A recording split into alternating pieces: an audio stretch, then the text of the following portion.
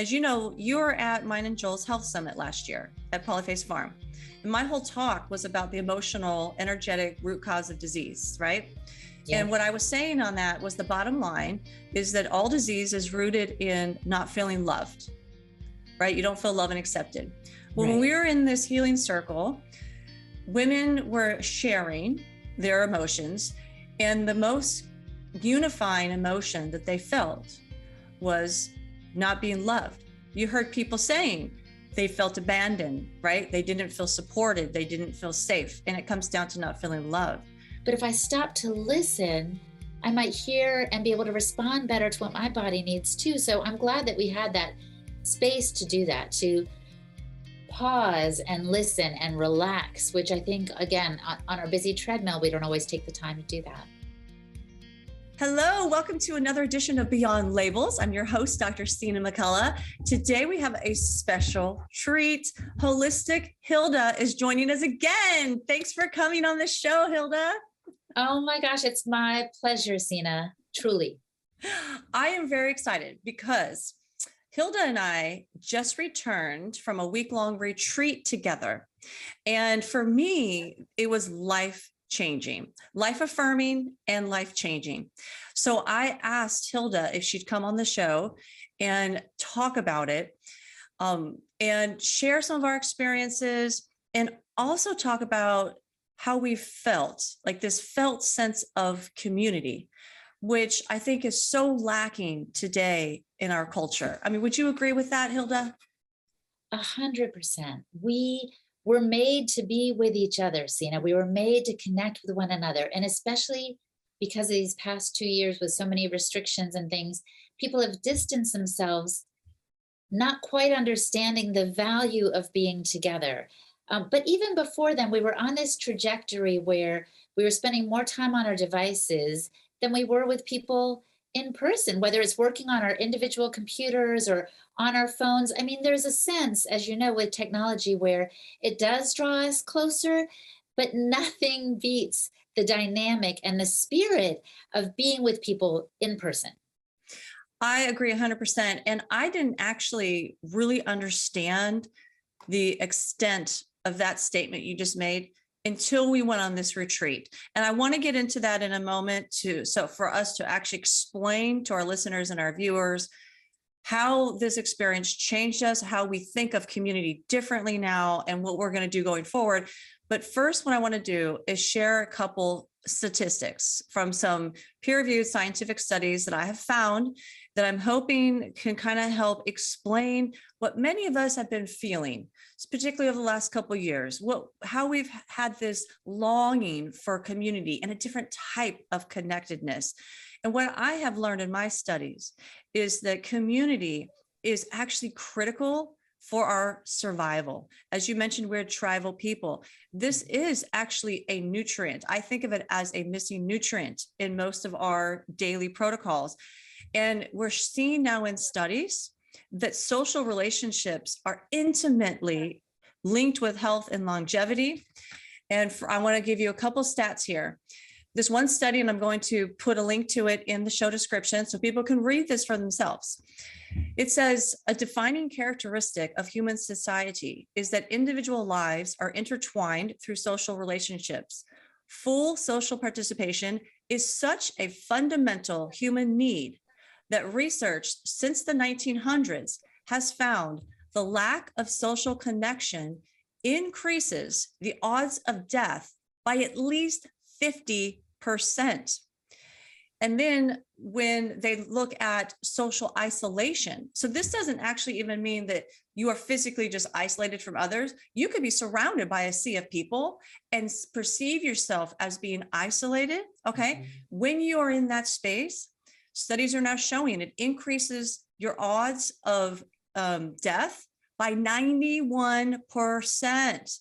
And they go on in these studies to show that when you feel isolated, inflammation rises in your body. It actually rises as much as physical inactivity. So like somebody being totally lethargic, like laying on the couch. It also increases your risk of high blood pressure. Check this out, Hilda. It increases your risk of high blood pressure more than diabetes. like more than diabetes. Yes. Wow. They've also shown in laboratory studies with rats that social isolation increases the formation of tumors. Oh, It compromises your ability of your immune system to respond to stress and infections. And in humans, they've shown that if you feel socially disconnected or you don't feel that support, it can lead to a chronic state of activation of your immune system, right? What does this sound like, right? Autoimmune diseases.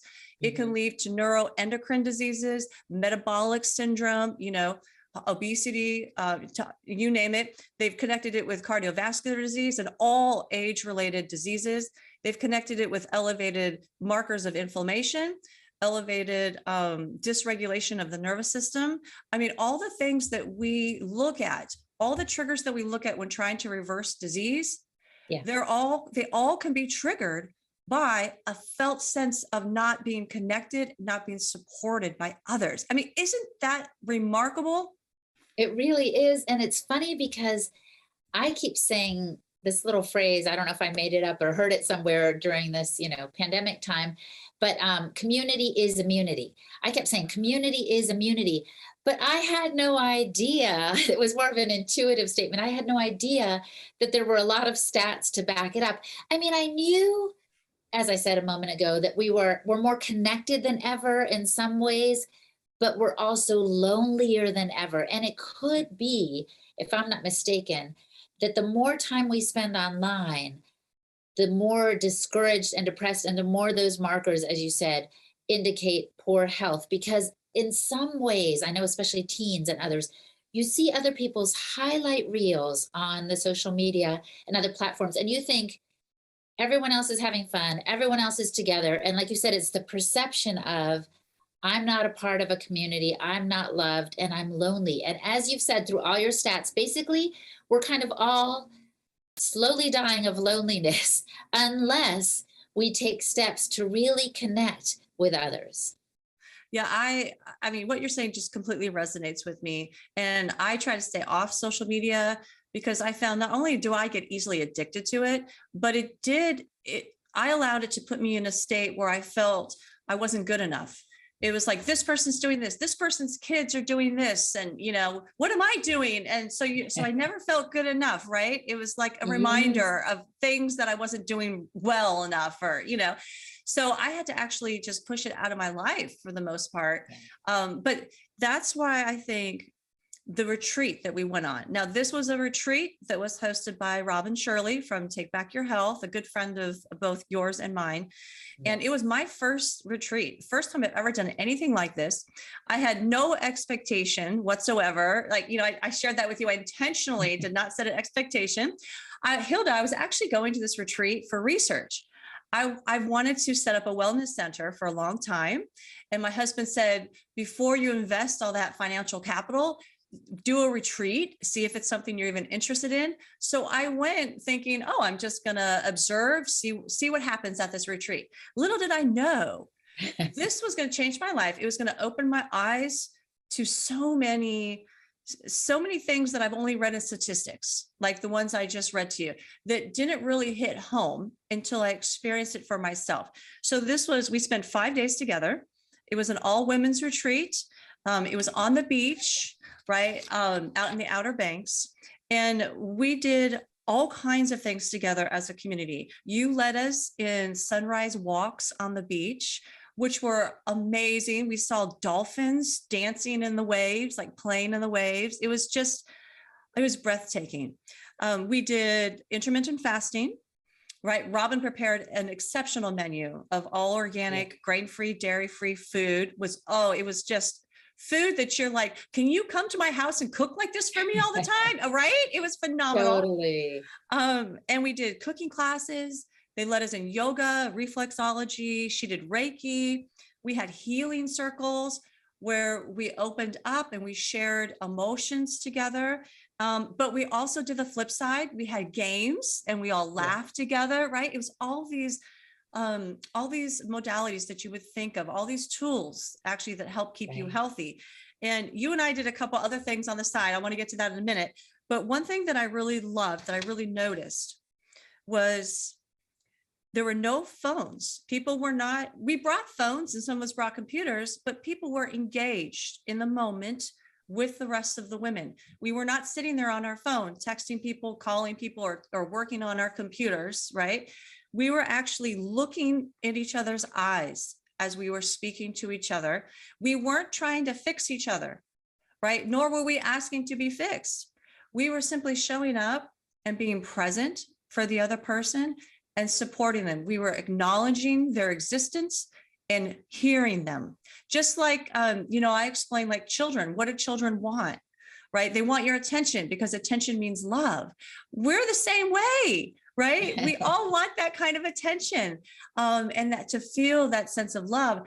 And I don't know about you, but I have never been in a group of people like this group where I have actually felt loved and supported and accepted for who I am. I thought I had, but until we went to that retreat and we experienced it as that group of 30 women, I actually thought, this is the first time in my life that I've really felt heard and really felt accepted.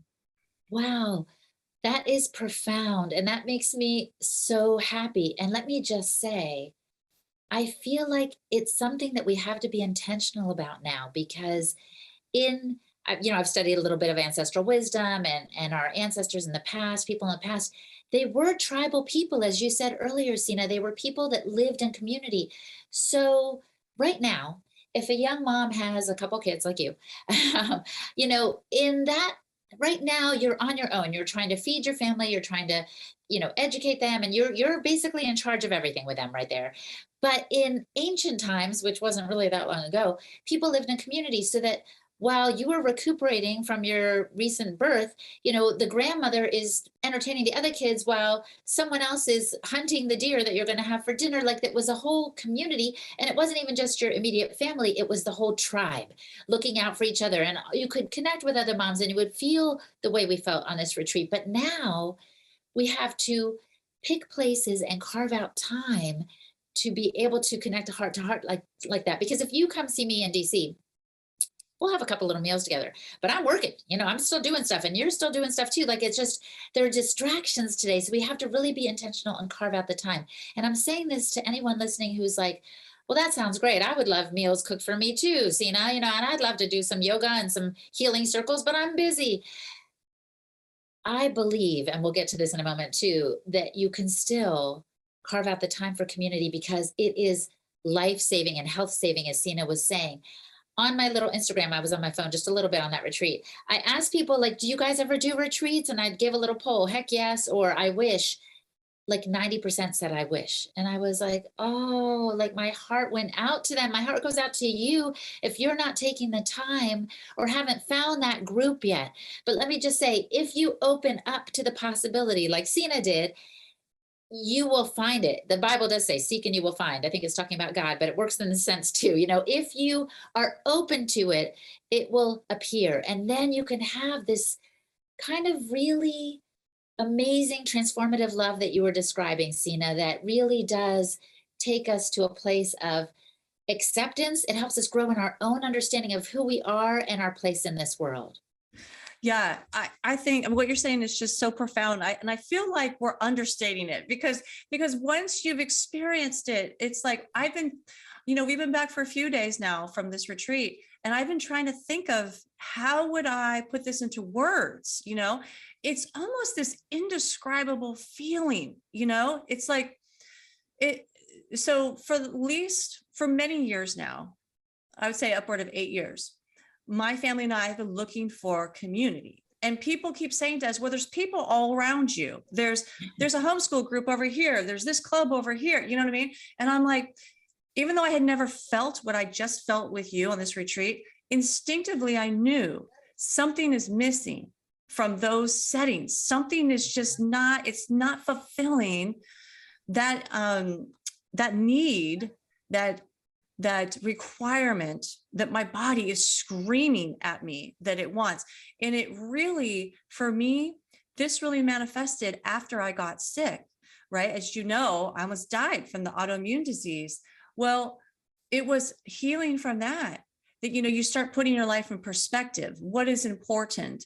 What would I have missed out on the most? Even now, I feel like tears are coming up because having a brush with death was it was a gift from God, right? Reevaluated everything in my entire life. And what I walked away with is that the most important thing is relationships. And that's when I looked around and I realized I don't have that. I have friends, people I chat with over here and there, but there's something different. It's that tribal connectedness that you have, and one example, when we were in one of our, group, I'm gonna call it a healing discussion, and we were sharing something, it was supposed to be something that you were angry about. All right. And I don't want to give specifics because these are, everybody has their own story to share. It's not my place to share them. But what I will say is that, as you know, you were at mine and Joel's Health Summit last year at Polyface Farm. And my whole talk was about the emotional, energetic root cause of disease, right? Yes. And what I was saying on that was the bottom line is that all disease is rooted in not feeling loved, right? You don't feel loved and accepted. Well, right. When we were in this healing circle, women were sharing their emotions, and the most unifying emotion that they felt was not being loved. You heard people saying they felt abandoned, right? They didn't feel supported. They didn't feel safe. And it comes down to not feeling loved. So this is a universal feeling that when you allow yourself to open up and open your heart space and explore those emotions, you'll see that it's something we all have in common. It's something that we can actually connect with each other around this feeling of not feeling good enough, Yeah. And that's what happened at this retreat is we got into this safe space with each other naturally, right? It just happened organically, and we were all able to share this. And because we were all operating pretty much on the same vibrational frequency, right? Which also bonded us together, and it allowed us to open up our heart space and not judge each other, but to just support each other in that one space that we're at. And you can't get that online, right? That's different. You can't get that And feeling. one thing that occurs to me is in the Weston A. Price Foundation circles, I run the Wise Traditions podcast, and I'm very connected with this group that's all about ancestral wisdom. We talk about avoiding like frankenfoods, artificial foods. And I'm mentioning this because the same principle, dietary principle, applies to emotions and relationships. In other words, when we go about trying to kind of put on a facade and give a certain impression to the world, they think we have it all together, and we think they have it all together, and none of us do. Yeah. But until you get real, until you really get real, that connection can be fostered. So dare I say, when we, just have, coffee with a friend, and we're just like, oh, everything's great. And you just go on and try to kind of gloss over the difficulties, you're missing an opportunity for true community. So the reason we felt it so much, Sina, is because, like you said, we were in the same heart space, but we were willing to let the difficulties show and the tears flow. And I say this because it meant a lot to me, because I'm still learning about this process of kind of emotional detoxing. And I did, like all of us, had I don't want to say traumatic childhood, but it was an imperfect childhood. It was an imperfect childhood. So there are wounds that I may be carrying, even unbeknownst to me.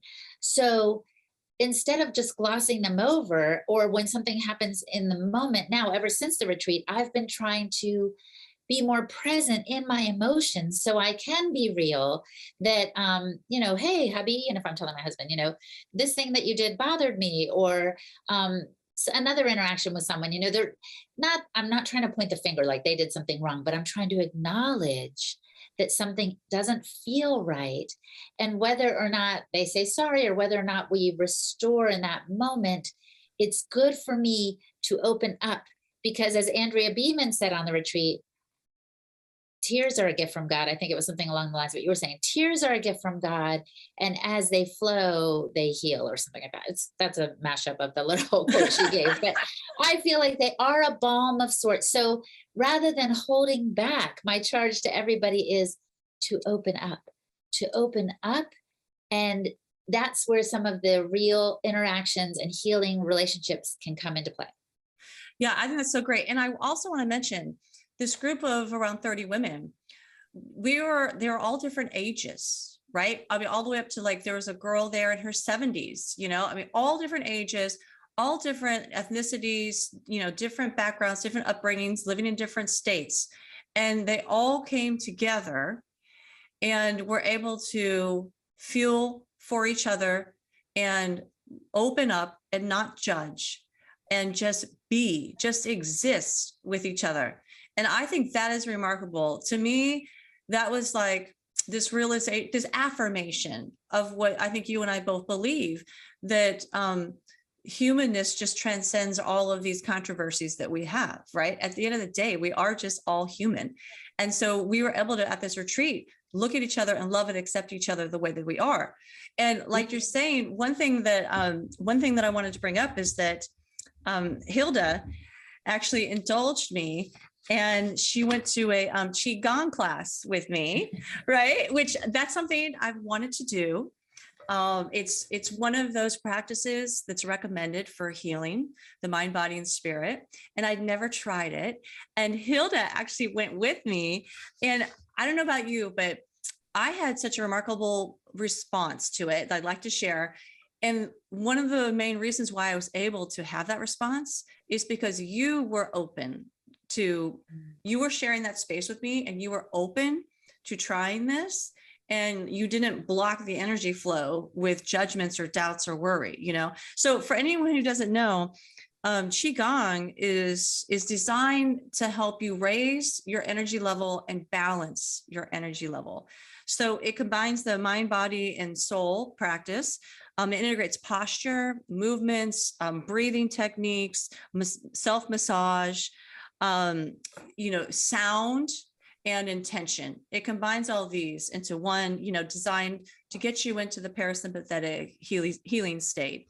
So when we were doing ours together, I don't know if you noticed this, you probably did. It was like undeniable, but I was able to speak just normally like I am now. Then we did the qigong, and immediately after I lost my voice, right? For the remaining days of the retreat. My voice, do you remember that? It was all scratchy. I was like trying to cough and drink water. It was just gone, right? Yeah. And I remember telling you, we were sitting on the beach, and I was like, yeah, it's a stuck emotion. Like, I know it's a stuck emotion here. This is feeling, when I don't feel safe, my throat starts to constrict, and I'd already know, I worked with Dr. Bush, and we had tested my antibody levels and whatnot. Everything was fine on the physical level, but it comes back to the emotional. I felt unsafe.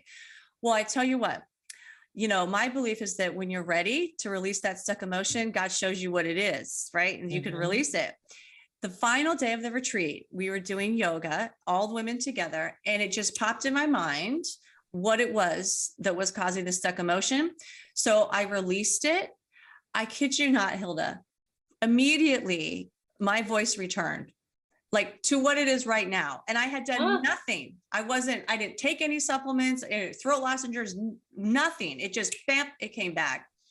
So that's like the amazing healing power of God, if you just open to it. And that's my point, is that you shared that experience with me, didn't judge it. You were open to it. And because I felt so supported by you and heard by you, I was able to go into that space and feel what this trapped emotion was and release it.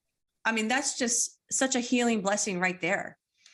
Oh, I'm so glad. And I think I am in a place where I'm ready to love the people around me. And of course, I already loved you anyway, but I was willing to explore that, right? And I think the retreat itself facilitated that kind of openness, that open energy, and that curiosity that I already have, but it kind of built on it.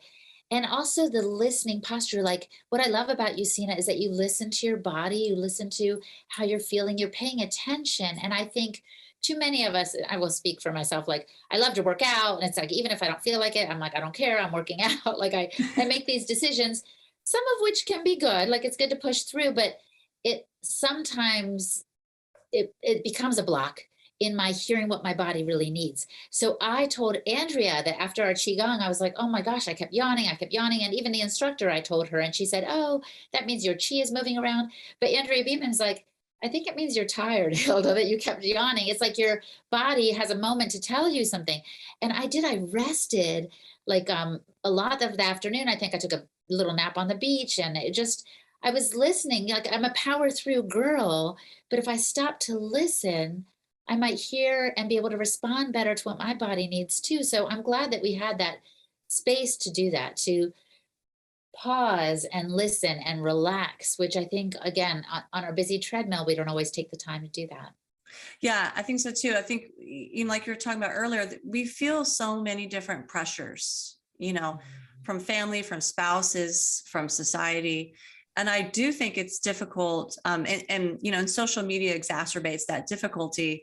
I do think it's difficult to actually hear your body and to give yourself permission to even slow down long enough to be able to hear what it's saying, even if it's just 30 seconds, right? Because we feel like we have all these obligations that we have to do. I can speak as from a mother of 3 young kids. I mean, I do feel like, there's so many things on my plate and so many things that are now expected of us to do. And part of what I've been doing, like on that retreat and since then, is to really unravel all of that and to say, okay, which parts of these which of these expectations am I putting on myself, right? Which ones came from society, and then break that down. Which ones are from my parents, which there's a lot of them. And then, and then which ones are from friends? Which ones are ones that I put on myself because I'm comparing myself to other people, whether that's on social media or, in-person interactions. And so I've started to really take stock of unraveling all that to see which ones of these can I change my perception about? Like, which ones of these do I just want to let go and be like, you know what? That doesn't resonate with me. I don't want to do that anymore. That comes from that person's expectation of me, but I'm going to let that go. Right. And it's the fear of disappointing somebody, right? Fear of disappointing others often that keeps us holding on to those expectations of ourselves. So I'm starting to give myself permission to let go of those. And I've always been the people pleaser, coming from the abusive environment as a child, and putting others first and thinking if I just say yes to them, then they'll like me and then I'll feel accepted. I'll get that dopamine rush and whatnot. Well, now what I realize is every time I say yes to someone else, I say no to myself and I say no to my family. And so now I'm using that kind of as a litmus test, like when somebody asks me to do something or whatnot, or I just got another opportunity from Epic Times and I'm thinking, wow, that would be great, to do that. But do I want to say yes to that? Because if I say yes to that, it's going to take more time and energy. I'm going to say no to something else in myself and in my family. So I'm becoming more mindful instead of just jumping and being like, yeah, that sounds great. I'm going to do that. I'm more mindful, more aware of why I'm making the decisions that I'm making. Oh yeah, awareness is so key. We were talking about listening to the body earlier, and I was thinking, what do we do usually? Oh, like I have a headache, let's say. Oh, I'm going to take a pill, ibuprofen. Oh, I have cramps. I'm going to take some Advil. Always we're trying to tell the body, be quiet, be quiet. But what if we actually listen to our body? And then you're talking about listening to our emotions. The minute someone asks us to do something, there's a gut feeling that if we pause long enough to listen, will tell us, should I say yes? Do I really want to do this or do I really not? Yeah. And by the way, if you really don't, everything's optional. Like, don't think, I used to think, oh, if I don't say yes, like you said, also, they won't like me, or, I won't be regarded a certain way. But if someone else says no to me, I accept it right away. I'm like, okay, that's their boundary. It's not going to work for them. Why do I have a hard time doing it myself? Why am I afraid of how they're going to see me? But I've learned anytime I'm invited to do something, I have the option to say no. And so what I've started doing, Sina, I have a daily list of affirmations that I wrote down recently because I wanted to envision more and give myself permission to be the person I want to be. And one of the affirmations is, I embrace the best yes and say no when needed. And I like that because it has empowered me to see myself as a person who can say no. And it does help me to embrace what's really going to serve me and the people around me. So I'm not saying every time someone asks me to do something, I immediately say no, because sometimes I might not feel like it, but it might be a good choice. So I try to pay attention to what my body's telling me. And that's why I also like this affirmation, because I embrace the best yes. I'm not going to just say yes for the heck of it. I'm going to make sure it's something that's going to serve me and the people around me well. And even if it costs me some time or some effort, if it's in that category of doing good to me and those around me, then I'll probably say yes. So, like talking to you today. I know. I always love chatting with you. Um, to piggyback on that, yes, I think it's wonderful. And I think it was that universal feeling amongst the group of women that we don't necessarily set good boundaries for ourselves and that we want to. Right. And so that was something, a big takeaway from, I think, from at least most of the women is let's move forward and honoring ourselves and what our intuition is telling us. I think that's a fantastic takeaway. Now, the other part of that is you led an interesting talk at the retreat where it was talking about making the impossible possible. And I love this. I wonder if you can touch on that a little bit and then share our ocean experience. Absolutely. So, the longer I'm in this health and wellness space, the more I realize that our mindset makes a difference in what goes on around us. It's just a valuable piece of the puzzle because what you believe makes a difference to every cell in your body. Yeah. So if I think, for example, if I just wake up and think, this is going to be a horrible day, I've got too much to do, the day is going to be exactly as I envision it, right? It is going to be a horrible day. I will have too much to do. It's just these things go hand in hand, and this affects our health. Like if you're like, oh, that person makes me sick, the fact that you're saying that, the fact that you're thinking that is definitely going to make you sick.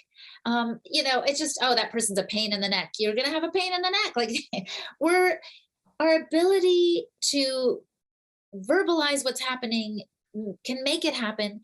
And it all starts with what we think.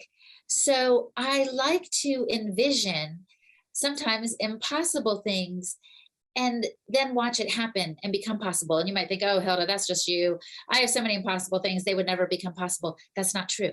Because what I've learned is thoughts are things. So if you think to yourself, you know what? I'm going to make breakfast before I work out this morning. First, it was a thought, and then it became reality.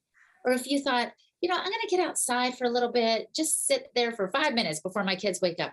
You thought it and then you made it happen. So this happens all the time, but we discount it when it comes to bigger things.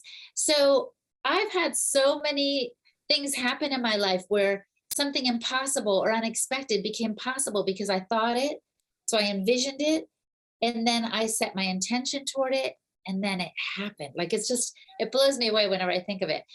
One example I can give you, actually, it was just a passing thought and it really became reality, was years ago, Sina, some good friends of mine and I, we were in our 20s in college and we're like, let's do something crazy today. Let's do something crazy. I was like, okay, I'm in, as long as it's not illegal. Now I would just say, let's do it. It doesn't matter if it's illegal because of Joel's book. Everything I want to do is illegal. But anyway, so we were like, let's pretend one of us is getting married and let's go into David's Village and Bridal Shop and just try on wedding dresses. I was like, oh, I want to do it. I want to do it. So I grabbed my friend's grandmother's ring and put it on my ring finger. And we walked into David's Village and Bridal Shop. And so I started trying on dresses and my friends would ooh and ah, would say yes to this one, no to that one.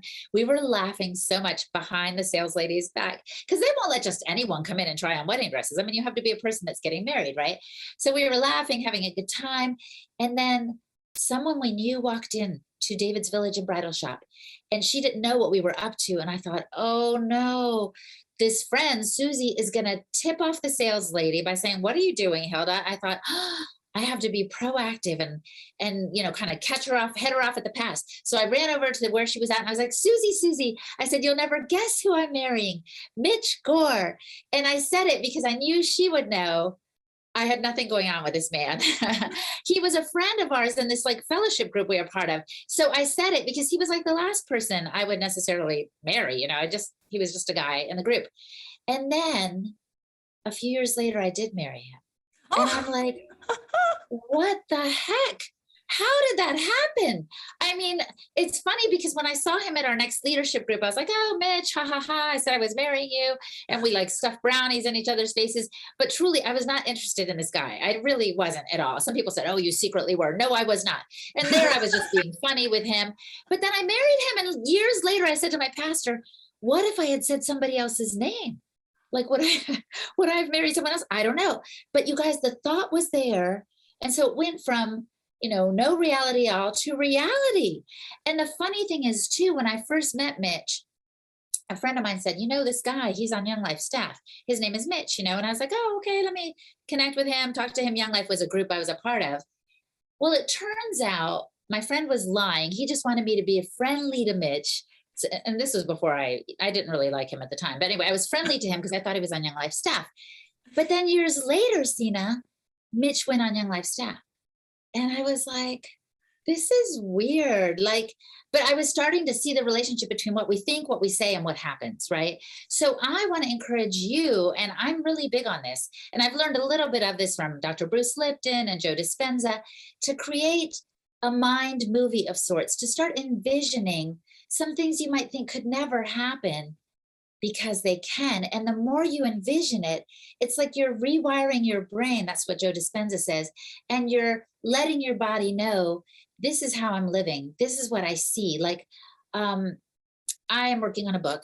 No publisher has picked it up just yet, but I'm envisioning it being in my hands, being in people's hands. Sometimes in my gratitude journal, I'll write as if it already happened, because when you do that, it lets your body know, it lets the universe know, and the world know, even by my saying I'm working on a book. Yes. And I like to imagine it's already done and it'll be in people's hands soon, And so it's kind of fun because it's like a game of taking something that might seem impossible and bringing it into the realm of possibilities. And the more you do this, the more it seems to happen all the time. It's just amazing. I'm speaking at Paleo Effects in April, and I'm like, whoa, I'm on the stage with Joe Mercola and Ben Greenfield. I'm not really going to be right next to them, but maybe one day I will, because anything is possible. So I love this little game.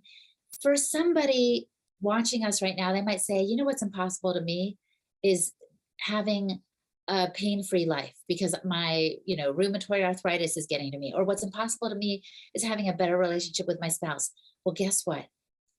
You can start to change that with some of this work that Sina and I have been talking about, finding good relationships, get real, let your emotions flow, but also start to imagine a healthier you, a healthier relationship. Picture what that would look like. And then that will be the first step in making this envisioning a reality. Yeah, I love that. And so I tell people, like you're saying, you envision what you want, you attach an elevated emotion to it. So meaning like a happy emotion, you attach gratitude for that new life that you've created, or you attach the feeling of joy, and you literally try to feel it with every ounce of your being. And that helps bring it into existence. And when you visualize it that way, because your body doesn't know the difference, right? If I'm visualizing something, like if I have a memory that happened 20 years ago, or I'm envisioning something in my mind that I want to have happen, your body doesn't know the difference. It's like it happens in real time.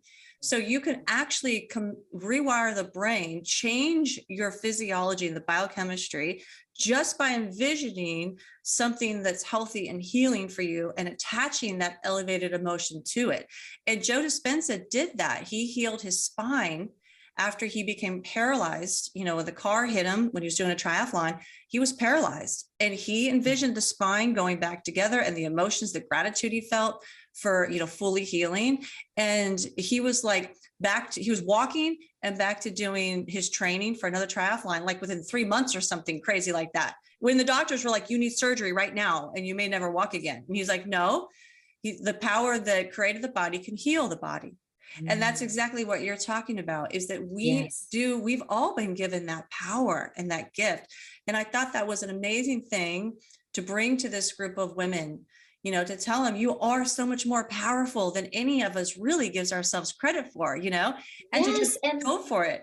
Yes. And speaking of going for it, so then I was like, what, we're going to do something impossible right now. And that water was so freezing at the beach, but I was like, we're going to get in.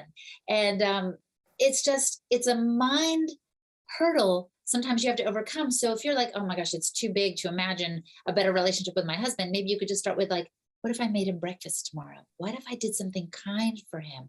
So this is what this plunge in the icy water off of the Outer Banks speech was about. It was about doing one impossible thing to show us how so much is possible. So yes, I do cold therapy. I recommend that people get into it. And some ladies were like, this is not what I want to do. But the power of community and intention made it a reality for some people who did not expect to find themselves in the icy water that day. Yeah, I didn't expect to find myself in the icy water, but like with my voice is gone, and I'm like, oh, But I was like the first one to jump in, right? I mean, You were. I was like, people were talking about it, and I was like, that's not my body doesn't do well with that. My body's like, go. Like once my instincts tell me something's right for me, I just go do it. So I actually just left and I just ran off into the water, like, because We're all running after Sina. Yeah. Wait for us. Well, I knew if I sat there, I might talk myself out of it. And my body, I checked in and my body said, go, we're good to go. Like, so we just ran. And it was so healing. I'd never done anything like that before. It was just, I was so grateful that you were one of the retreat leaders there. And that it really did help to create this felt sense of security and safety for the rest of us. I'm so glad. And I also want to mention, not every woman got in, which was also okay. That's right. Maybe their body was telling them, I can't do this right now. And maybe they should be listening and standing there. So there was no judgment, just like you said, Sina. It was this supportive, accepting, beautiful place to be. And I do hope that anybody listening to today could be like, you know what, I'm not going to wish I could go on a retreat, and I'm going to go on one. And I'm not trying to just be like, go on Robin Shirley's Take Back Your Health. You're doing things at Polyface this May, or June, and I am too. And there are many retreats we can do that can give us an idea of what's possible again, and really lift our spirits.